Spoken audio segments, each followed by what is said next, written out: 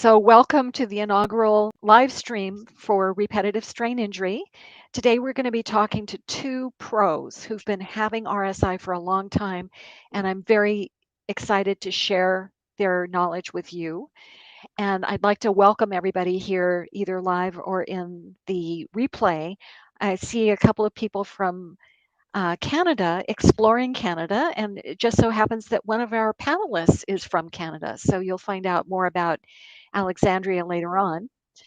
Um, but I'd like to start with some basic information about RSI for those of you who may not know what it is or how you get it or anything like that. So this will just take a second.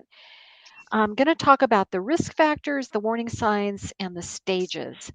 So starting with the risk factors, um, the biggest problem is that people have never heard of RSI. They don't know what it is, and their job may require them to do over 2 hours of computing or repetitive hand movement per day. Or, there's binge use, or they play video games and they don't get regular breaks. There's a high stress work environment. And there's also other problems, such as poor posture, especially the forward head posture. You see that where people's head is down, especially when they're looking at the phone or looking at the screen.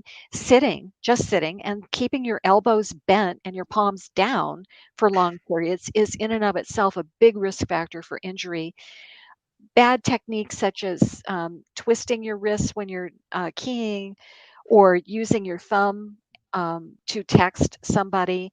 So it can also be ergonomic, where you're reaching way up for the mouse, or your chair is wrong, the wrong position, you're sitting back in your chair, improper tool arrangements. And then there's, of course, your own physical conditioning. You might have really tight muscles or weak muscles, and you really need to be an athlete to able to use a computer somewhat safely, or use your hands repetitively.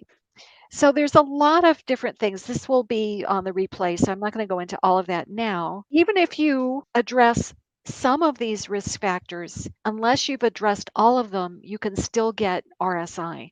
It's not enough to just get an ergonomic keyboard.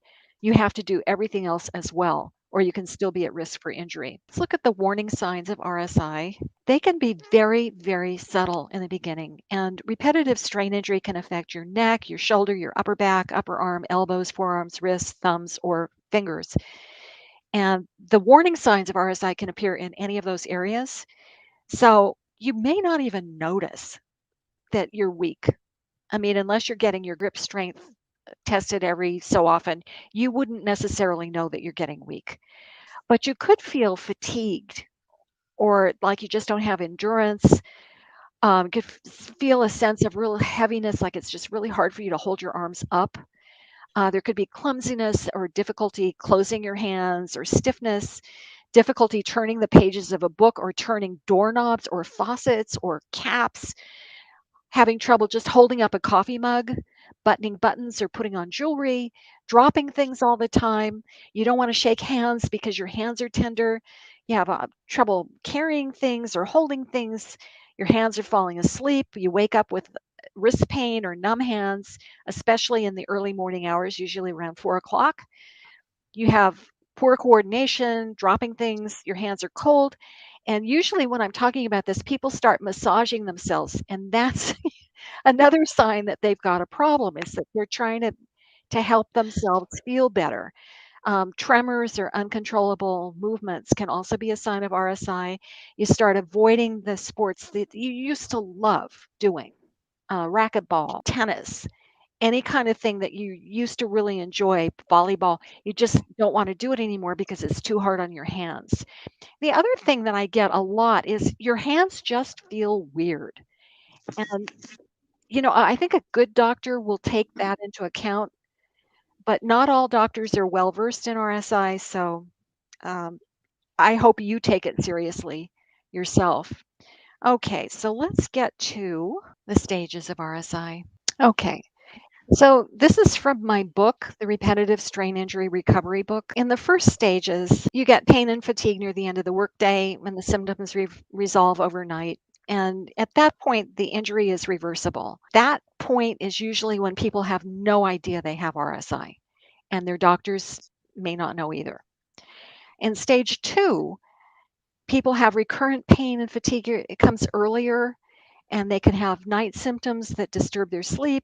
They can't work as much, and they start having physical signs. And that is possibly reversible. And then in the latter stages, in stage 3, it's not reversible. There's pain and fatigue, night pain, reduced work capacity, and the condition lasts months to years. So that's when it's chronic. And you need to deal with RSI all the time. The red flags that you should know about are numbness, tingling, burning, weakness or clumsiness, night symptoms, persistent symptoms, and pain-related behaviors such as frequent self-massage, protective gestures, aversion to touch. I mean, people will cross the street so they don't have to shake hands with anybody, wincing and moaning, and guarding the affected area. So if you want more information about that, I wrote a second book, which is the book I would have written the first time around. It's called the Repetitive Strain Injury Recovery Book. And so, Howard, you were laughing earlier. What were you laughing at? Some of the things that you were mentioning, like I drop things all the time, and they describe my daily life, such as dropping stuff. I just dropped what I was going to eat for breakfast, and I had to figure out how to pick it up this morning. Things like that. That's just part of being a RSI person. Yeah, I know it's really can get expensive if you're. I knew someone who put one of those liners on the bottom of her sink because she was always dropping glasses, and some people actually use paper plates. We all have our different ways. Alexandria, would you like to talk about your story and how you got injured, and then tell us what you would do differently if you had the opportunity? Yeah. So I was doing sort of legal assistant work 25 plus years ago. And I was one of those people that could type very fast, and I was always very focused. I was very driven, and I literally worked myself into injury. And, oh, it'll get better. It'll get better. I ignored all the signs. And that is the biggest thing. If I could go back in time and talk to my younger self and say, no job, no career, no money is worth destroying your life over. And I'm not saying it's totally destroyed, but RSI is just so life affecting in ways that a lot of people can't imagine unless they've been through it themselves. I'm sure Howard can agree. And Deborah, of course, too. So that was kind of it in a nutshell. I obviously had to leave my job at that point. There was a lot of ugliness around it that I'm not going to get into. But I managed to find a new career as a result. So I was lucky. I was always interested in technology. And I came across Dragon, Naturally Speaking, version 1. And as terrible as it was back then, it did allow me to continue to use a computer. And then I just decided I wanted to share the joys of speech recognition of Dragon with other people and try and help them make a difference in their own lives, and so that they could accommodate their injury. But I always was very focused on educating people and saying, you've got to avoid this, and speech recognition can help avoid. It's one factor, right, where you can avoid hopefully getting RSI. But How long did it take you before you were able to transition your career? oh gosh, a couple of years. I mean, I was really down for the count. It was bad. The emotional upheaval. feeling absolutely worthless, financial crisis, you name it. Doctors did everything wrong with me because they didn't understand RSI. How can a computer hurt you? So it took What a did they while. do wrong, Alexandria? Can you give us some examples? Because I'm sure other people have had the same issues. It's almost like they didn't believe me. And then, of course, I was told, so I did go to physiotherapy and hand clinics.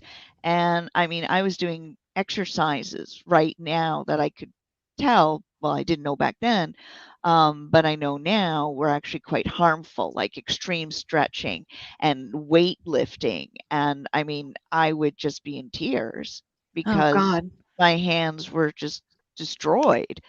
And plastic cups. Those acrylic plastic cups, they're great. You drop them, they don't break. You start making those modifications in your day-to-day life, just to deal with, as Howard said earlier, it's just part of having RSI. So it took a couple years to come out of that depression and pull up my bootstraps and say, okay, I've got to do something with my life. I started Speakeasy Solutions 23 years ago, and we've been around now for 23 years providing drag. Congratulations. Yes, thank you.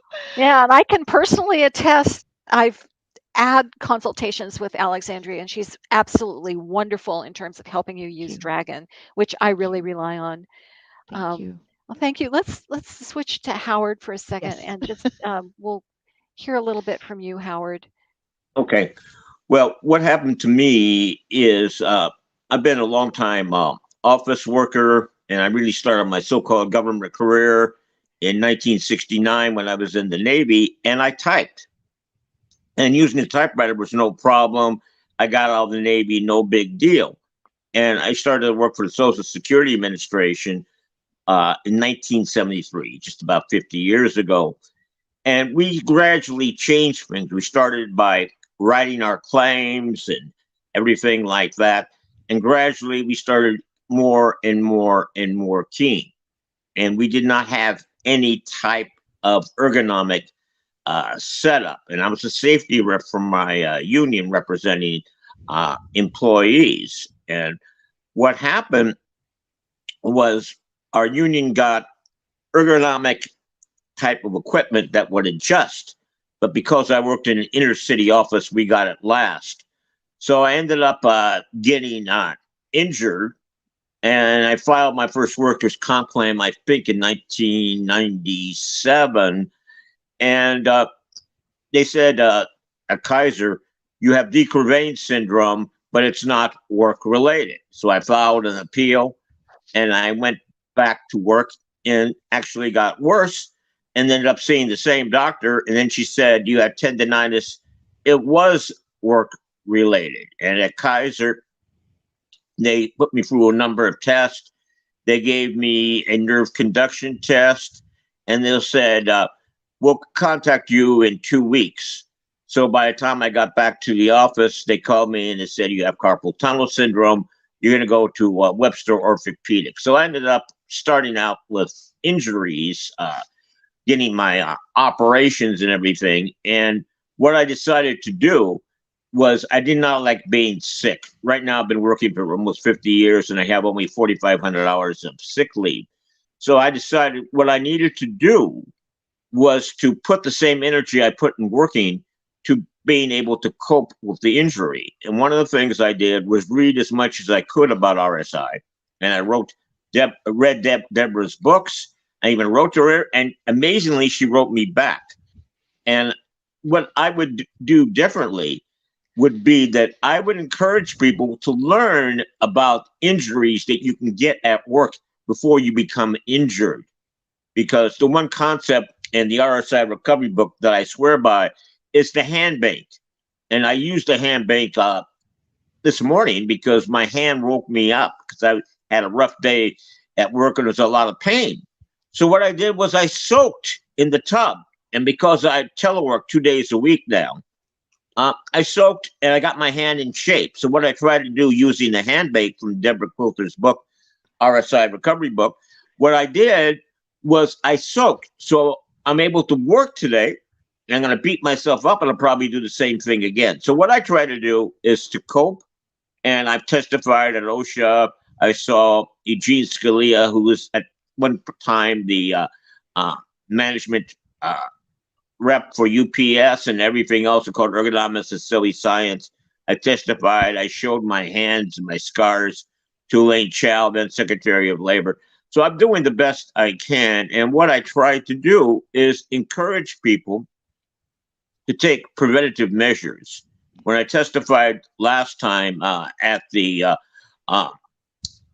George Mason University of Florida Department of Labor, I suggested a Marshall Plan. And that's what I think we really need to do, because if people don't start getting RSI, we're going to have basically a farewell to arms, legs, wrists, knees, and God knows what else. So what I try to do is, I'm not technically good like Alexandra. What I try to do is I try to cope, and I don't like change. So I've only worked in the same office almost 50 years, and my goal basically is to make it to December, my 50th anniversary. I started in December 1973. I want to at least make it to December 2023. So that's what I want to do. And one other thing I wanted to mention to people is I learned to cope. And one of the things I do is I wear everything. So I wear my bus pass so I don't have to reach for it. And I wear my keys so I don't have to reach for it, because we are clumsy.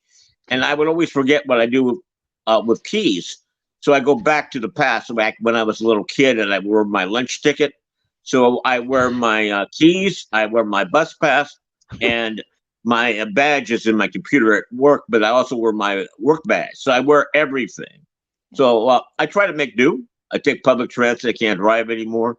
But I think, as Deborah mentions in her book too, there's a lot of opportunities. You can learn to do things in a different way. Okay. So I'm a union rep. I can't drive anymore. So I take public transit. I take BART. I take the bus, the whole Magellan, and everything else. But I just want to mention to everyone, if you haven't read Deborah's books, read Deborah's books. I have it nearby at my home in my office. I have the Repetitive Strain Injury book with me. But I would encourage everybody, read her books. You can learn a lot. And read the section on emotional stages. That is fantastic, because I went through all the stages, denial. I did very well in depression, by the way, but I'm trying to deal with recovery. But her books are fantastic. So I swear by them. And what I do, Deborah, is I recommend that everybody read your books. So I'm doing my best to help. Thank you, Howard. It means a lot to me. Thank you so much for doing that. I just wish the books would prevent RSI. I mean, people have never heard of it.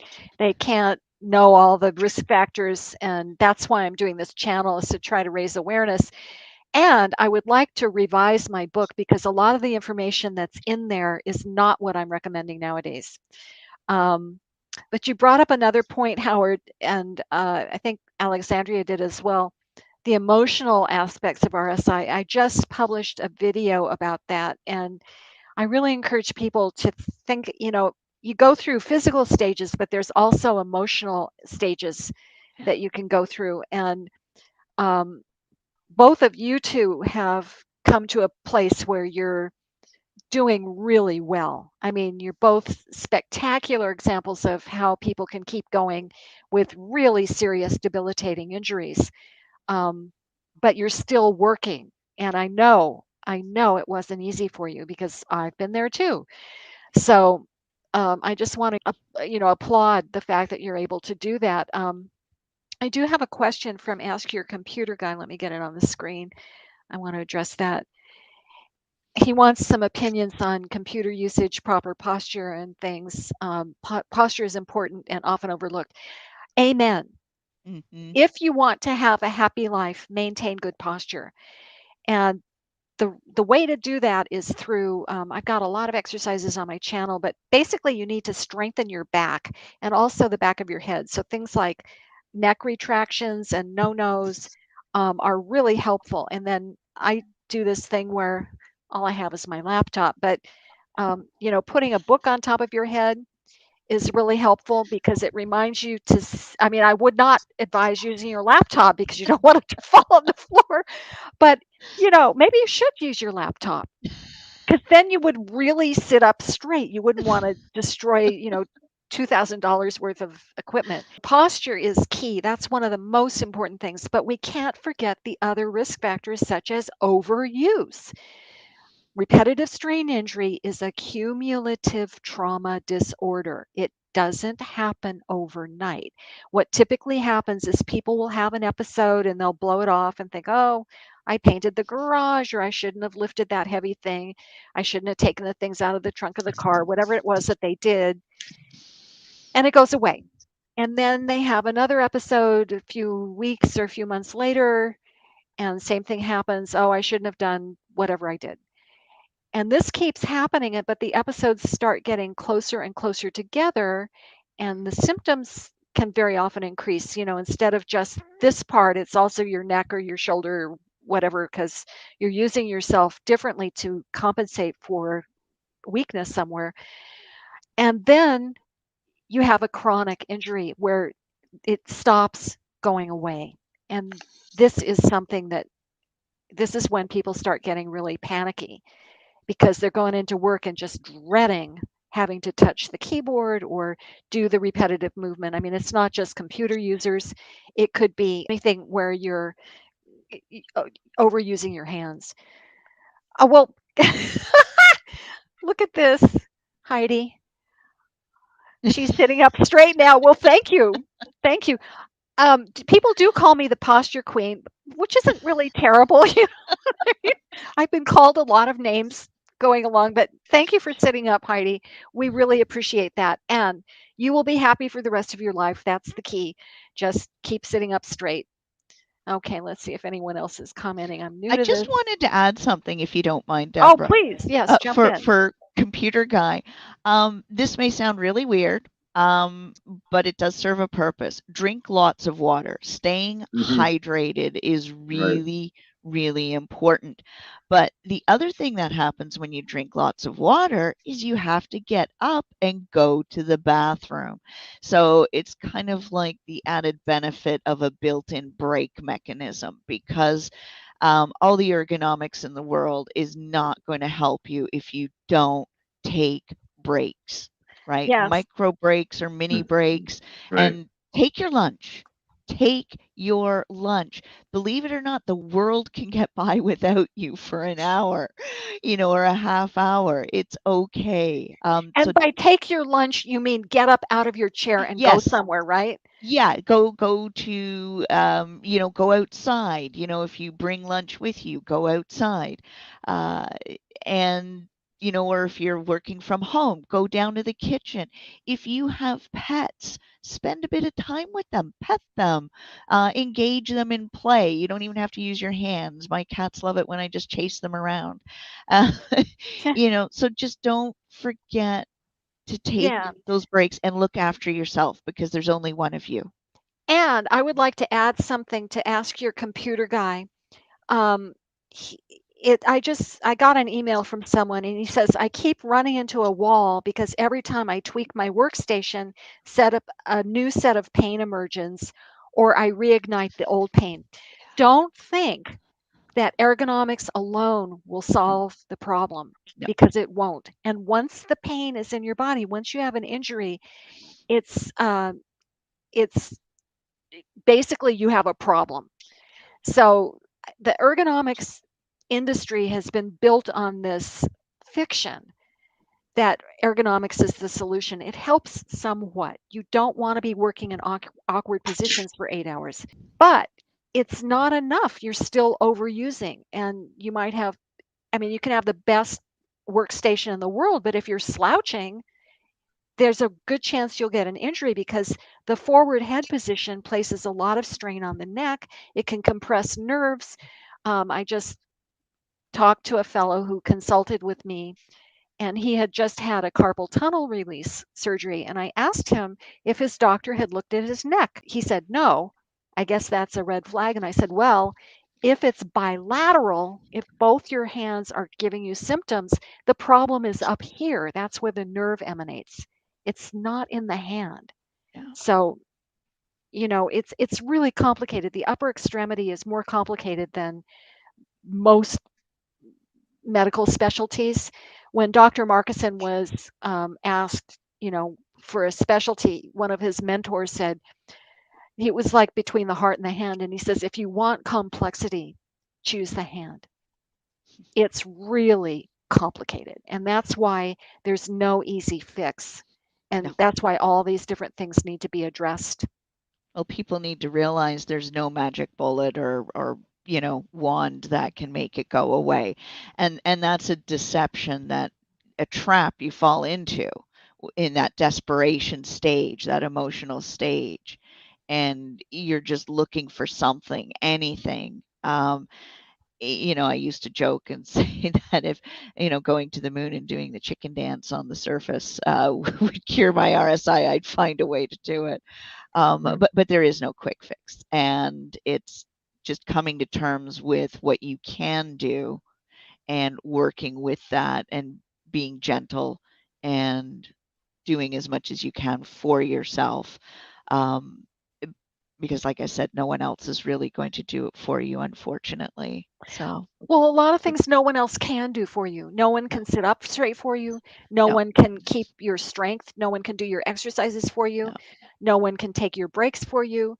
I mean, Howard does the hand bank, which is basically a really great tool. Thank you for bringing it up. And for anyone who's interested, it's in my channel entitled The Hand Bank. It shows you how to do that. It's really, if people want to do well with RSI, they can be their own best friend and their own healer in many ways, although you still need a great team. You need a good doctor who knows And your something. books. And your And, books. Thank you. and, Thank you. and books. I just want to mention one thing which has Go. really evolved with RSI, and that's the result of COVID. In other words, we were told where I work in an inner city office, you're never going to have work at home ever, ever, ever. And the head of our agency stopped the work at home experiment. And then we had COVID, so we had to work at home. And what has now happened is we work at home 2 days a week, and we go in the office 3 days a week. And I'm able to get a lot more support in the office, and it's easier for me to take breaks in the office because I can go to the printer and I can look up things, or I can ask a person a question, things like that.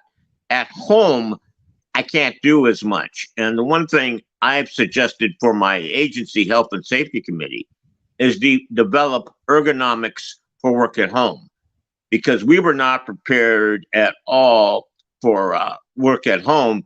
And I used to have my computer on a table and have a mouse on another table and everything like that. So a lot of us are not equipped, and we were not permitted to take our office chairs home. What we're supposed to do is we're supposed to take our computer or laptops home with us every single night. My accommodation is I keep one at home and one in the office because I have a lifting restriction. But work at home as a result of COVID, I think, has also caused a lot of issues for RSI. And I think there was a new thing from the Surgeon General saying loneliness is a major illness. And that's one thing that can develop as a result of RSI. So one thing I would suggest people do, and I'm going to have to do it because I really haven't, is that you have an ergonomic station both at home and in the office if you go in the office. Because I know in the city, I was born in San Francisco, a lot of vacant space. A lot of people are doing telework all the time. I have to get somebody to move my computer for me because I can't carry the damn thing. And I used to have to get somebody to dock it for me because I can't dock it. So I just want to mention that too. Yeah, I'm glad you brought that up, Howard, because they're heavy. And phones are getting increasingly heavy. And that might not sound like much to the normal person, but I bet both of you are aware of carrying of how much weight is in your phone nowadays compared to the old phones, which were a lot lighter. Everybody needs ergonomics, and I don't know how the employers are going to negotiate this because everybody's got a different home situation, but a lot of people just throw their computer on top of their desk, and that's the worst place to put it. The worst place to put your computer is on top of your dining room table, because then you're up here, you're getting all this strain in your neck. You're probably resting your wrists, which is giving you tight forearms because you have to lift to use the keyboard. And the strain is just enormous. People do not have proper seating. Um, or they try to do it themselves. They try to fix it themselves. And a lot of times that just makes everything worse because they don't have expert advice on, how things should be ideally. I've seen some really wacky setups in my consulting experiences, and I always want people to have the best possible thing. But when it comes down to it, the best thing you can do is get the best workstation you possibly can and use it as little as possible, because you're in the danger zone for injury with as little as 2 hours a day of computer use, and that can be compounded by poor technique, poor awareness, and all of these other risk factors that people aren't aware of. So yeah, it's a strange world. But thank you for bringing that up, Howard. And I saw Alexandria nodding at some point. What were you going to say? Well,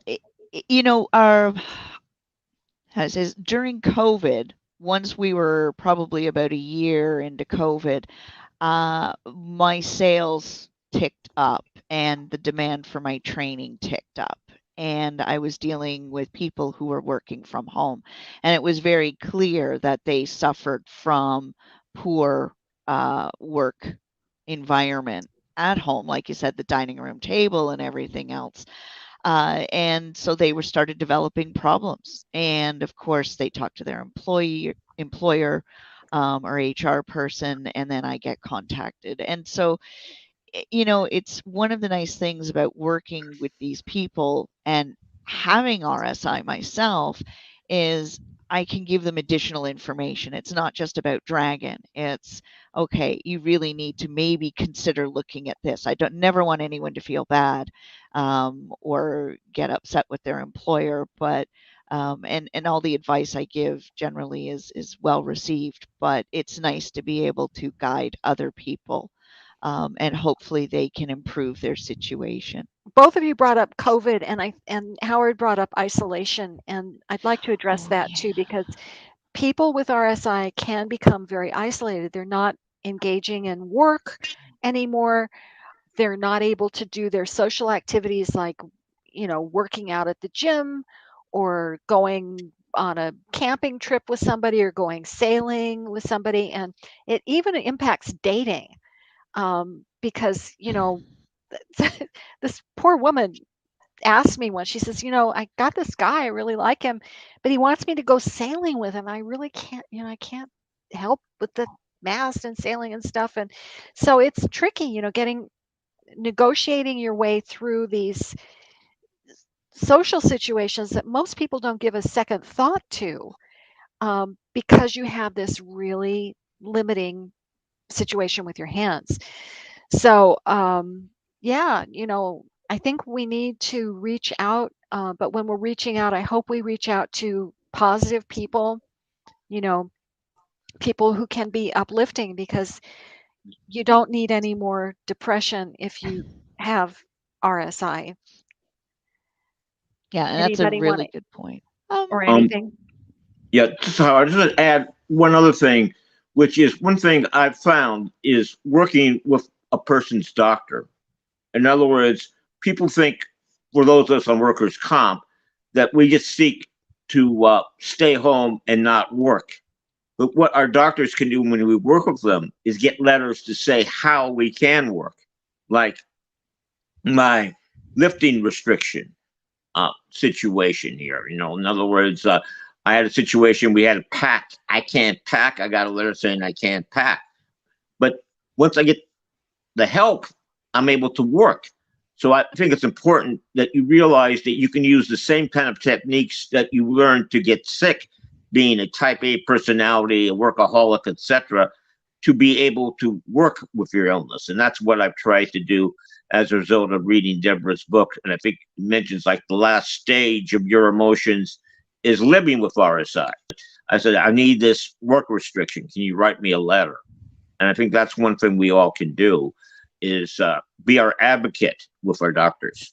Yes. A lot of the times you'll be the one educating your doctor about this, and they can help you. And it's really terrific. I mean, getting your doctor, I suggest that people write your own note. Write the note that you want your doctor. Tell your doctor exactly what you need. Breaks every 10 minutes. What chair you need, and work closely and get what you need so that you can keep working like Howard did 50 years. I mean, that's considerable. Amazing. Yeah. Alexandria, you were going to say something. Oh, just getting back to the friendship and loneliness thing. And I lost most of my friends that I had before I had RSI, which, and I think I've mentioned that to you before, Deborah.